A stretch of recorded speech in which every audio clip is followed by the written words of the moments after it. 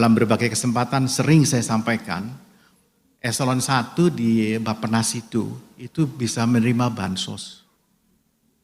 Kan lucu, aneh kan, Pak Sekjen tertawa tuh Pak Sekjen MNKU. Jadi, dan sampai sekarang Mas Kemal masih terima saya kira. Beliau kemarin saya tanya masih terima dan ya dia berikan kepada yang lebih berhak. Dan mudah-mudahan sekali lagi dengan adanya Reksosek ini kita bisa tepat. Bisa-bisa 5 juta rupiah itu kalau dibagi habis ke 5 orang kira-kira 1 juta per bulan. Jadi kelompok ini yang sebenarnya menjadi KPM. Jadi bapak-bapak dan ibu-ibu kalau kita lihat di kotak yang itu sebenarnya kotak ini menjadi sasaran dari belanja sosial kita, sasaran dari subsidi kita. Pertanyaannya, by name, by address, di mana mereka? Siapa mereka?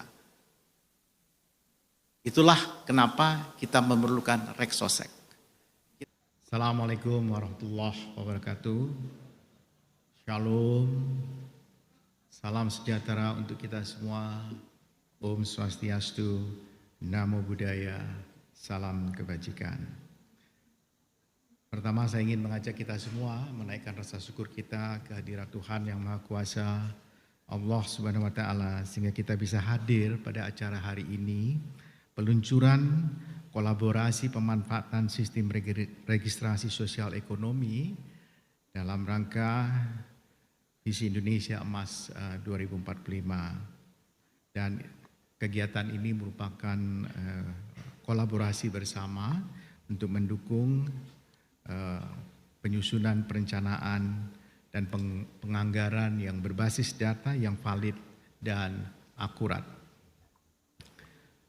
Hadirin yang saya hormati, dalam berbagai kesempatan Bapak Presiden telah memberikan pengarahan terkait penyelenggaraan data Reksosek, registrasi sosial ekonomi.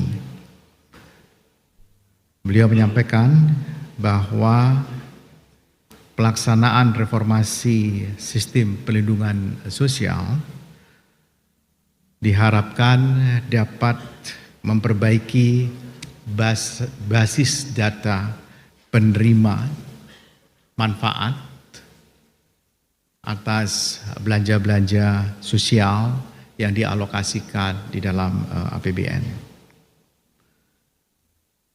Sehingga dengan data Reksosek ini mudah-mudahan kita segera dapat mengatasi kemiskinan ekstrim dan tentu kemiskinan pada umumnya.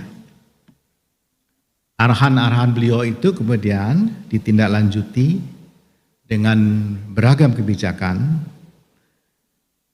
mulai dari pelaksanaan pendataan awal hingga kemudian pemanfaatannya pada hari ini.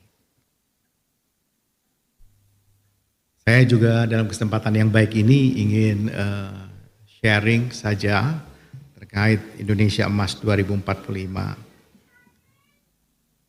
Seperti kita ketahui bahwa kita tahun ini akan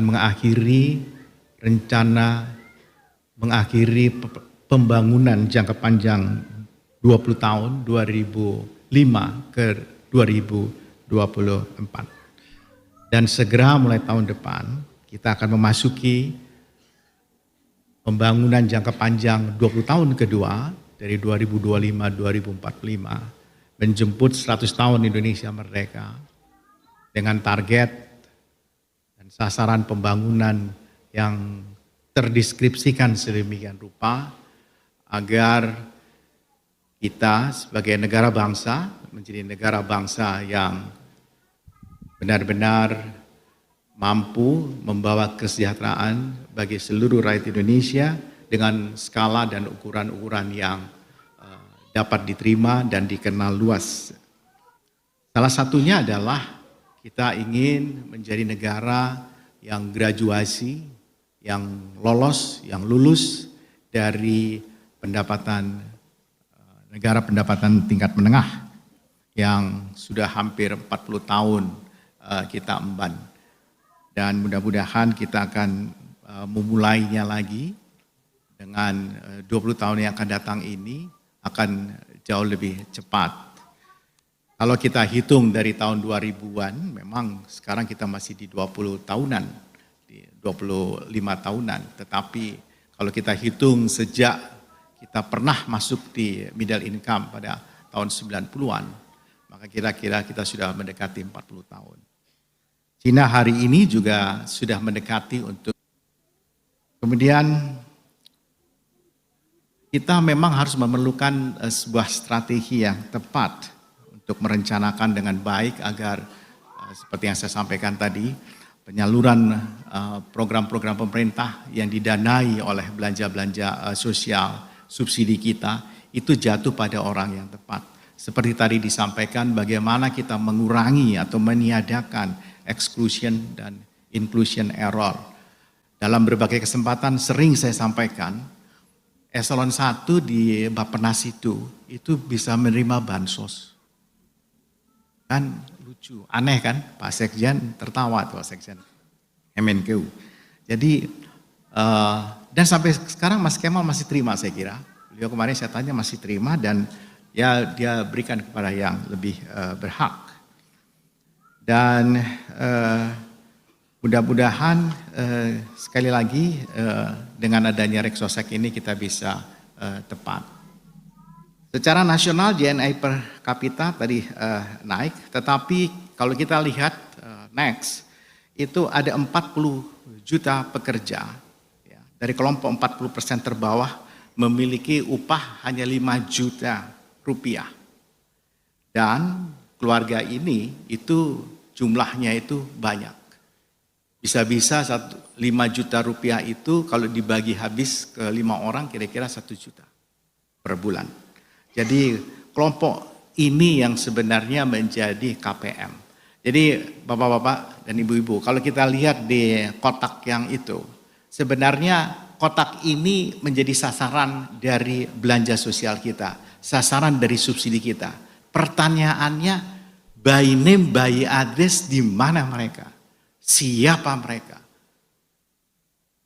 Itulah kenapa kita memerlukan Reksosek.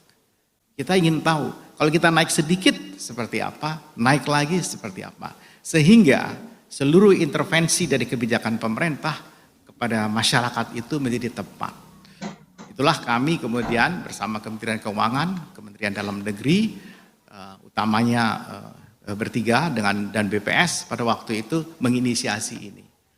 Karena sekali lagi banyak exclusion dan inclusion error yang terjadi. Jadi kelompok ini sangat rentan. Kalau kelompok yang 10% terdiri dari 10 juta orang dengan pendapatan di atas 23 juta, kita lihat di situ, dan keluarganya lebih sedikit. Jadi lebih kaya, jumlah anggota household-nya itu, rumah tangganya itu bisa di bawah 3 orang.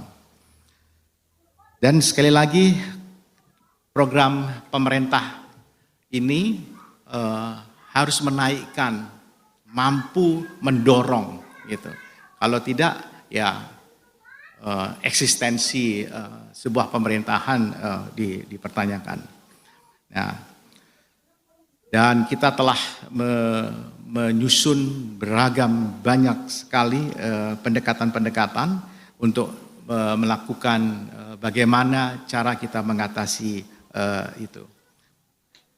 Dan kita telah menyusun beragam banyak sekali pendekatan-pendekatan untuk melakukan bagaimana cara kita mengatasi itu. Yang pertama, kita telah melakukan pemberdayaan masyarakat miskin ya dan yang rentan, dan untuk meningkatkan kemampuan masyarakat miskin dan rentan itu kita juga berupaya mengubah mindset yang lebih positif pada mereka dengan menyertakan para pendamping-pendamping yang mensupervisi mereka. Kemudian pendekatan yang lain adalah Pertama, memberdayakan, empowering masyarakat, kemudian menciptakan kesempatan kerja, dan mendorong mereka sendiri untuk mampu menjadi wirausaha.